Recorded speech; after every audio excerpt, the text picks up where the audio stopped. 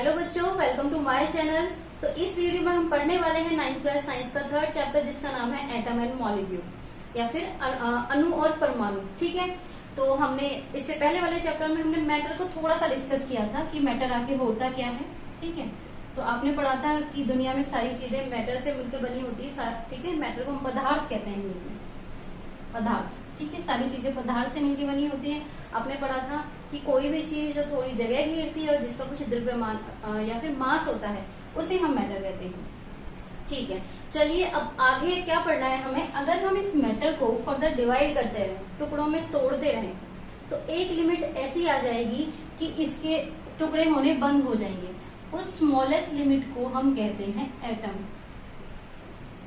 परमाणु। ठीक है, इसको नाम दिया था महर्षि कनाद ने परमाणु का। ठीक है, चलिए तो एटम के बारे में इतना पता चल गया, लिख लेते हैं इसकी definition. Atom are the smallest unit. Atom क्या लिखोगे? These are the smallest particle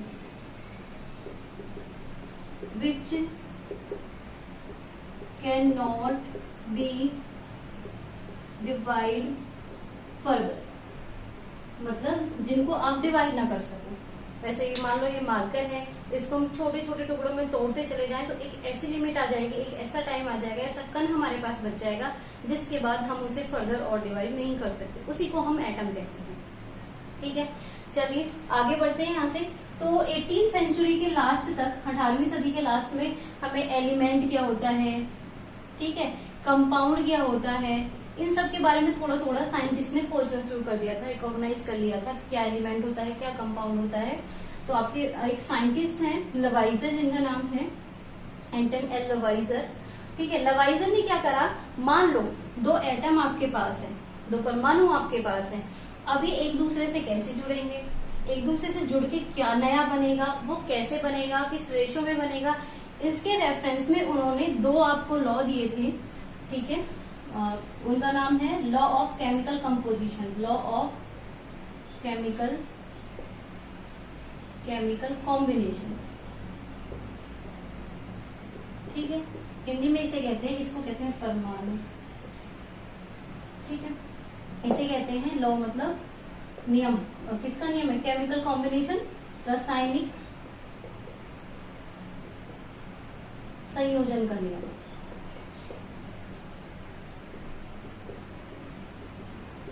रासायनिक संयोजन का नियम क्यों? क्योंकि जब दो आपके पास जो एटम्स है, मॉलिक्यूल, वो संयोजन होके, मतलब जुड़ के कैसे जुड़ेंगे, क्या नया बनाएंगे, उन सबके दो नियम दिए थे लवाइजर ने। ठीक है, पहला नियम है उनका law of conservation of mass.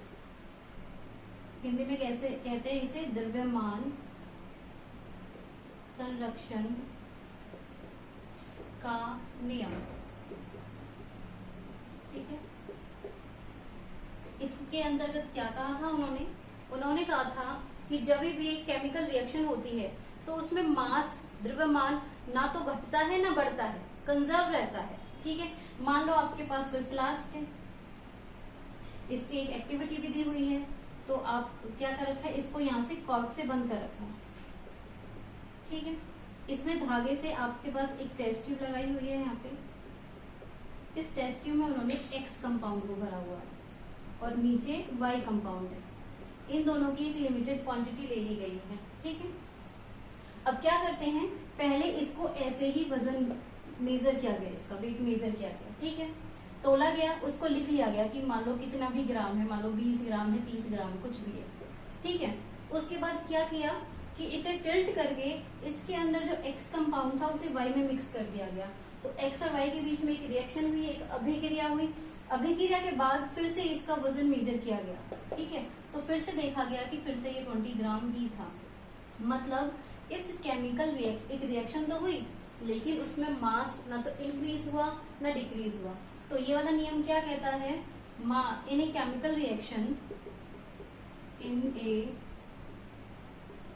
chemical reaction mass can neither be create NaOH nor destroy. Create होता है सर्जन करना मतलब बनना, और डिस्ट्रॉय का मतलब होता है विनाश करना। ठीक है, तो एक केमिकल रिएक्शन में मास का ना तो सर्जन होता है, सर्जन, डिस्ट्रॉय विनाश। ठीक है, तो एक केमिकल रिएक्शन में ना तो मास अपने आप से बनता है और ना ही मास का कोई विनाश मतलब वो घटता है, डिस्ट्रॉय नहीं होता एक तरह से। ठीक है, कैसे? अब इसमें कॉर्क हमने क्यों लगाया था? कॉर्क इसलिए लगाया था क्योंकि बहुत सारी रिएक्शंस ऐसी होती हैं जिनमें क्या है, गैस बनती है। मान लो हाइड्रोजन गैस किसी में डेवलप हुई तो वो गैस क्या ऊपर उठने की कोशिश करेगी, क्यों? क्योंकि वो पानी से लाइट होती है, डेंसिटी उसकी कम होती है।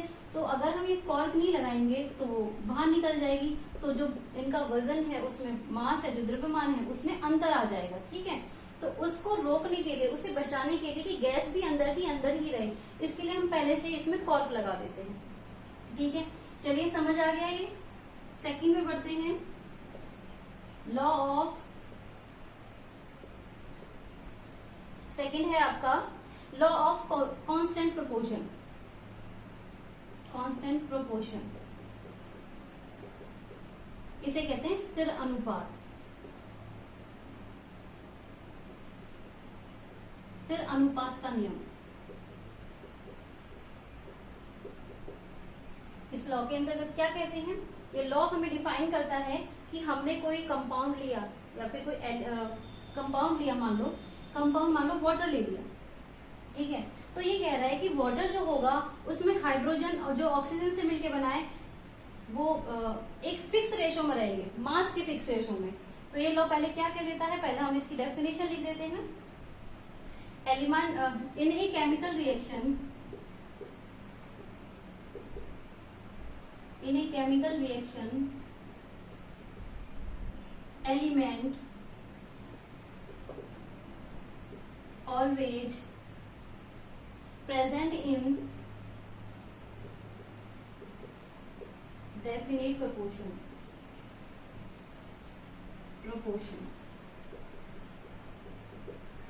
ठीक है, किसी भी एक रासायनिक अभिक्रिया में जो तत्व होते हैं वो एक स्थिर अनुपात से जुड़े होते हैं। कैसे? देखिए, मान लो आपने हाइड्रोजन ले लिया, प्रोपोर्शन बाय मास, ये लिखना जरूरी है, द्रव्यमान के फिक्स अनुपात से जुड़े होते हैं। ठीक है, अब आप नेक्स्ट चैप्टर में पढ़ने वाले हो, उसमें आप एलिमेंट पढ़ोगे, उनके एटॉमिक नंबर, परमाणु नंबर पढ़ोगे और उनका एटॉमिक मास पढ़ोगे, परमाणु द्रव्यमान पढ़ोगे।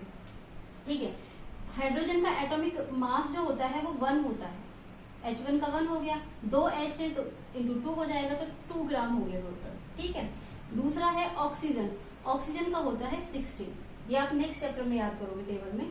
तो इसका मतलब है इसमें हाइड्रोजन और ऑक्सीजन, एक ऑक्सीजन होती है और 2 हाइड्रोजन होती है। ठीक है, अगर हम इनके द्रव्यमान का रेशो निकालें, द्रव्यमान का अनुपात निकालें या फिर क्या निकालें, प्रोपोर्शन निकालें, तो क्या होगा, मास का प्रोपोर्शन, इसके 2 हैं और उसके 16 हैं।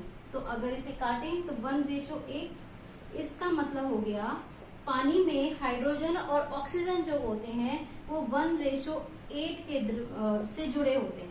ठीक है, उसमें एक पॉइंट होता है हाइड्रोजन का और 8 होता है ऑक्सीजन का। मतलब अगर उसमें 1 ग्राम हाइड्रोजन होती है और 8 ग्राम ऑक्सीजन होती है तो 9 ग्राम वाटर बनेगा। ठीक है, अच्छा, अब अगर हम मान लो हमने पानी किसी कुएं से निकाला या किस सेकंड हमने पानी किसी नहर से ले लिया, या इंडिया का पानी ले लिया, चाहे ऑस्ट्रेलिया चले गए वहां का पानी ले लिया, जापान चले गए वहां का पानी ले लिया, तो जहां का भी आप पानी लोगे उसमें जो आपके पास हाइड्रोजन और ऑक्सीजन का रेशो है बाय मास वो हमेशा 1:8 ही रहेगा। ठीक है, वो पानी चाहे आप कहीं से भी ले लो, इसी को कहते हैं लॉ ऑफ कांस्टेंट प्रोपोर्शन। मतलब उनमें जो एलिमेंट जुड़े हैं, ये हाइड्रोजन अलग एलिमेंट है, ऑक्सीजन अलग एलिमेंट है, जो ये एलिमेंट हैं इनके जो जुड़ने का एक फिक्स प्रोपोर्शन होता है। ऐसा नहीं है कि हाइड्रोजन ऑक्सीजन ये दोनों मिलकर कभी भी वाटर नहीं बनाएंगे। ठीक है, मान लो हाइड्रोजन 1 है, ऑक्सीजन मान लो 13 हो गया, नहीं, ये कभी भी एक फिक्स प्रोपोर्शन नहीं बनाएंगे। या फिर 8 की जगह 24 हो गए, कभी भी एक फिक्स प्रोपोर्शन, मतलब ये फिर कभी भी वाटर नहीं बनाएंगे। अगर आप कह रहे हो कि वो वाटर है तो उसमें हमेशा हाइड्रोजन और ऑक्सीजन का जो रेशियो है वो 1:8 ही रहेगा ऑलवेज, वो वाटर चाहे कहीं का भी है। ठीक है, समझ आया यहाँ तक? चलिए ये मैं रब कर देती हूँ, आगे बढ़ते हैं। तो ये दोनों लॉ आपको समझ आए, इन दोनों लॉ को आपको कॉपी में लिखना है, समझना है अच्छे से। नेक्स्ट है डाल्टन एटॉमिक थ्योरी। डाल्टन ने एक एटॉमिक थ्योरी दी थी, ठीक है,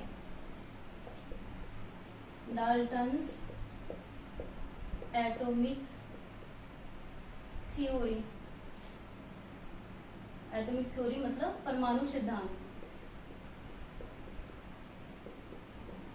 डाल्टन का परमाणु सिद्धांत, डाल्टन का जो परमाणु सिद्धांत था वो ऊपर वाले दोनों लॉ पे कहीं ना कहीं बेस्ड था। ठीक है, डाल्टन का जो एटॉमिक सिद्धांत है वो कहता है कि कोई भी मैटर है, कोई भी एलिमेंट है, कंपाउंड है, कुछ भी है, सारी की सारी चीजें कहीं ना कहीं एटम से मिलकर बनी हुई है। लास्टली जब आप उसे डिवाइड करते चले जाओगे तो आपके पास जो कण रह जाएगा उसे उसने एटम कहा। ठीक है, ये दोनों लॉ में भी हमने इससे पहले यही पढ़ा था। तो इसका पहला सिद्धांत है, ठीक है, पहला सिद्धांत है कि all matter is made up of tiny particle. All matter are made up of tiny particle called atom. क्या बताया उन्होंने कि सारे के सारे मैटर हैं, ठीक है, चाहे पदार्थ है, चाहे तत्व है, चाहे यौगिक है, मतलब चाहे एलिमेंट है, चाहे कंपाउंड है, चाहे मिक्सचर है, आपके पास जो भी चीज है अल्टीमेटली वो किससे मिलके बनी हुई है? एटम से। उन्होंने इसको नाम दिया एटम का, ठीक है, एटम। आगे इन्होंने सेकंड पॉइंट क्या कहा? Atom are indivisible, indivisible particle which can neither create nor destroy in a chemical reaction।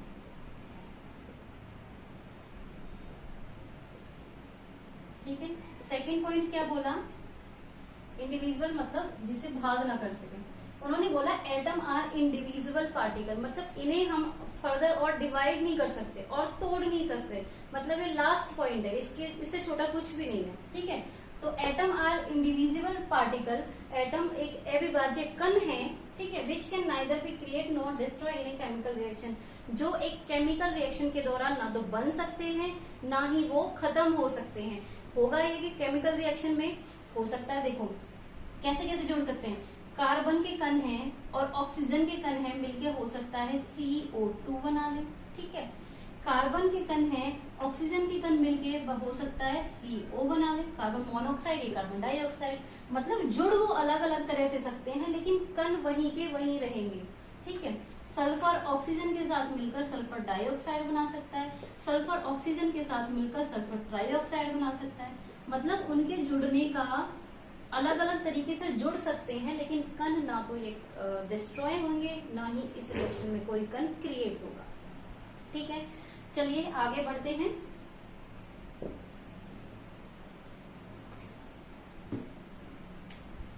Third है atoms of a given element are identical in mass and chemical properties।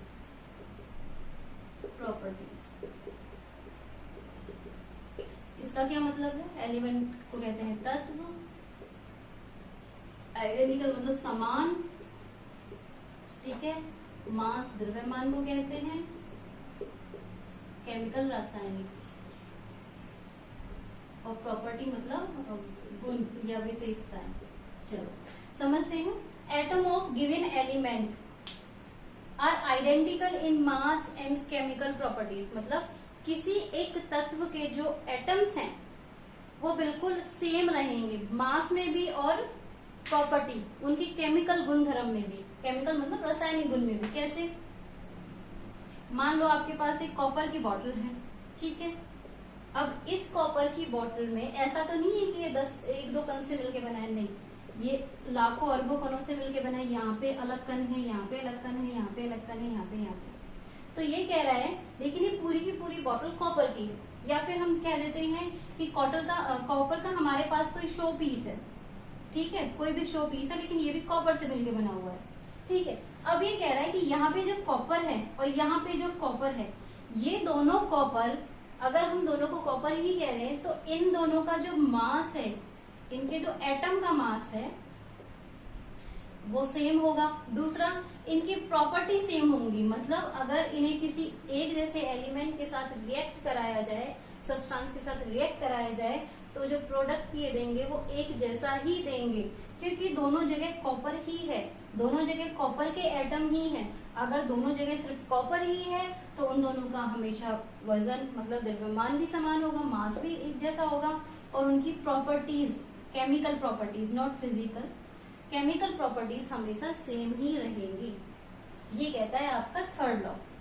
Mass atom of given element, एक element के जो atoms हैं, एक ही तो element है दोनों में, कॉपर कॉपर, ठीक है, और identical in mass and chemical properties, ठीक है। चलिए आगे बढ़ते हैं। फोर्थ इसी का अपोजिट है, क्या है fourth? Atoms of different element are different in mass and chemical properties.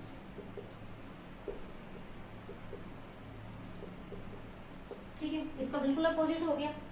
अब मान लो आपके पास एक बॉटल है, ठीक है, मैंने कह दिया कॉपर की है, मेरी ड्राइंग उतनी भी अच्छी नहीं है, चलिए, और मैंने कह दिया एक दूसरी बॉटल है मेरे पास, ये आयरन लोहे की बनी हुई है, और ये किसकी है? कॉपर की बनी हुई है, ठीक है। इसका मतलब कॉपर वाली बॉटल में जितने भी एटम होंगे वो सारे कॉपर के होंगे, आयरन वाली बॉटल में जितने भी एटम होंगे, जितने भी परमाणु होंगे, वो सारे आयरन के ही होंगे। तो ये कह रहा है ये अलग तत्व हो गया, अलग तत्व हो गया, कॉपर अलग तत्व है, आयरन अलग तत्व है। तो कह रहा है ये जो दो अलग अलग तत्व हैं, इनके जो एटम हैं वो कभी भी एक जैसे नहीं हो सकते, ना ही मास में और ना ही उनकी केमिकल प्रॉपर्टीज में, ये हमेशा अलग ही रहेंगे। ये अलग प्रॉपर्टी शो करेंगे, ये अलग प्रॉपर्टी शो करेंगे। इनको किसी सोल्यूशन में डालेंगे तो ये अलग रिएक्शन करेंगे, इसको किसी सोल्यूशन में डालेंगे तो ये अलग तरह से रिएक्ट करेंगे। वैसे भी आपने देखा है आयरन पे जो जंग लगता है वो अलग लगता है, कॉपर पे जो जंग लगता है वो ग्रीन कलर का लगता है, ठीक है, कोरोजन जो होता है। तो इसका मतलब है कभी भी दो अलग अलग एलिमेंट के एटम्स एक जैसी प्रॉपर्टी शो नहीं कर सकते, उनका मास कभी भी एक जैसा नहीं होगा, ठीक है। नेक्स्ट पॉइंट की तरफ बढ़ते हैं।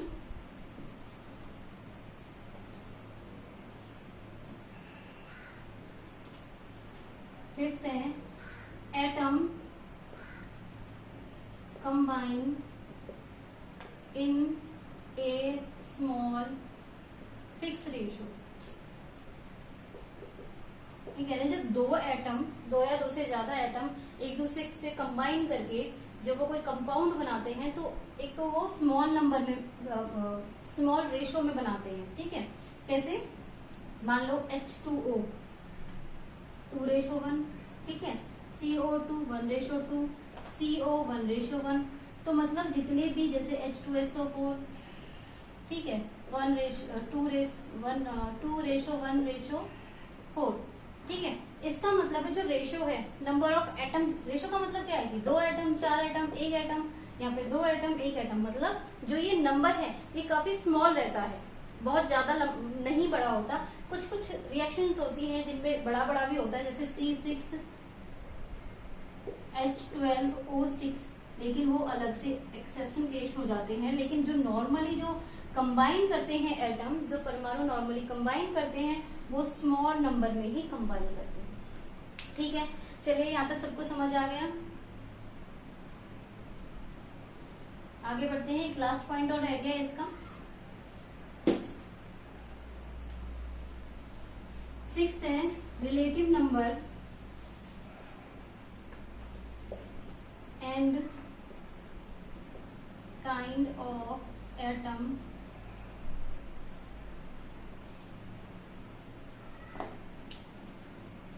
Are constant in a given compound.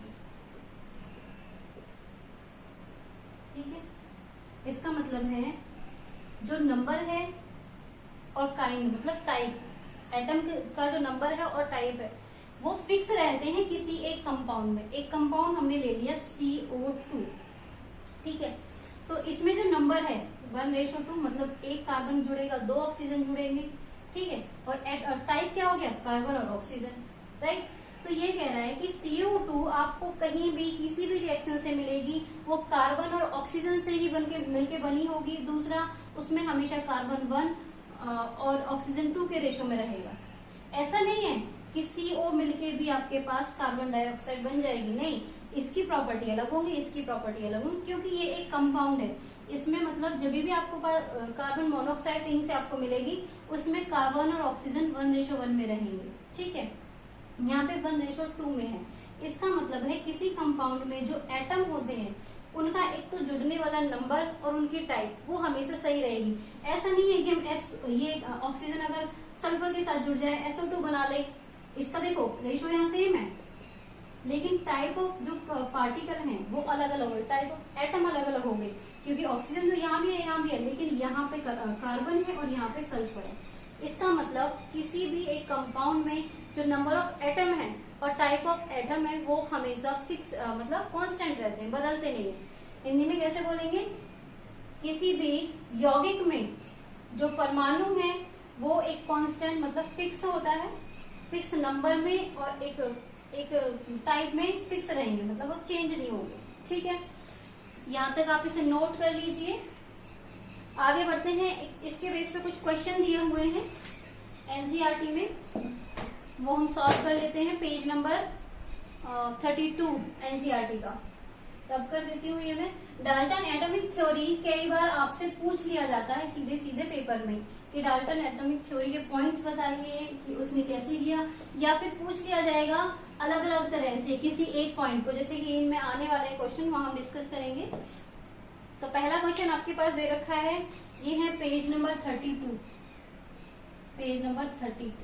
ठीक है, बुक के बीच वाली एक्सरसाइज है। तो पहला क्वेश्चन है, in a reaction 5.3 gram of sodium carbonate react with 6 gram of acetic acid.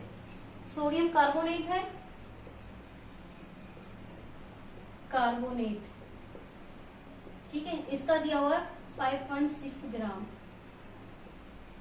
ठीक है, दूसरा है प्लस में 5.3 है सॉरी, ठीक है। सेकंड दिया हुआ है एसिटिक एसिड, एसिटिक एसिड, इसके आपको दिया हुआ है अमाउंट 6 ग्राम। आफ्टर रिएक्शन दिया जा रहा है आपको सोडियम एसिटेट, एसिटेट प्लस में कार्बन डाइऑक्साइड, ठीक है, कार्बन डाइऑक्साइड, और प्लस में आपको दिया हुआ है वाटर। ठीक है, सोडियम एसिटेट की क्वांटिटी आपको दी हुई है, सोडियम एसिटेट दिया हुआ 8.2 ग्राम। ठीक है, और उसके बाद कार्बन डाइऑक्साइड आपको दिया हुआ है 2.2 ग्राम, 2.2 ग्राम प्लस वाटर आपको दिया हुआ है 0.9 ग्राम। ठीक है, अब क्वेश्चन में पूछा हुआ है, देखो रिएक्टेंट में आपके पास यहाँ 5.3 ग्राम प्लस में 6 ग्राम। आफ्टर रिएक्शन आपको ये सारे प्रोडक्ट मिल, ये आपकी रिएक्टेंट है, ठीक है, और वहां आपके प्रोडक्ट है, उत्पाद है, ये अभिकारक है, ये उत्पाद है। तो पूछा जा रहा है इस क्वेश्चन में आपको प्रूफ करना है law of conservation of mass. तो law of conservation of mass में आपने क्या पढ़ा था कि रिएक्टेंट का जितना मास होगा उतना ही मास होगा प्रोडक्ट का। इसका मतलब मैं रिएक्टेंट के मास को ऐड कर दूं, टोटल निकाल लूं, कितना होगा, ये हो जाएगा 11.3 ग्राम। ठीक है, इधर मैं अगर प्रोडक्ट के मास को भी इसकी बराबर दिखा दूं तो मैं प्रूफ कर दूंगी कि रिएक्शन में जो मास है वो उतना को उतना रहा, ना घटा ना बढ़ा। तो इन सबको ऐड करेंगे, ये कितना हो गया 10.4 प्लस 0.9। ठीक है, इसको ऐड करेंगे तो ये 3 11। ये देखिए जितना रिएक्टेंट था उतना ही आपके पास प्रोडक्ट का वजन मिला है, द्रव्यमान मिला है। इसका मतलब आपने प्रूफ कर दिया। ये आपका क्वेश्चन नंबर 1 है, लॉ ऑफ कंजर्वेशन ऑफ मास। इस तरह का क्वेश्चन आ सकता है, रिएक्टेंट दे दिया जाएगा, उसका मास दे दिया जाएगा, द्रव्यमान दे दिया जाएगा, और प्रोडक्ट दे दिए जाएंगे, उनका भी द्रव्यमान दे दिया जाएगा। आपको सिंपली बस ऐड करके दिखा देना है कि रिएक्टेंट और प्रोडक्ट का जो आफ्टर रिएक्शन जो टोटल जो मास है वो सेम रहा है। ठीक है, सेकंड क्वेश्चन की तरफ बढ़ते हैं।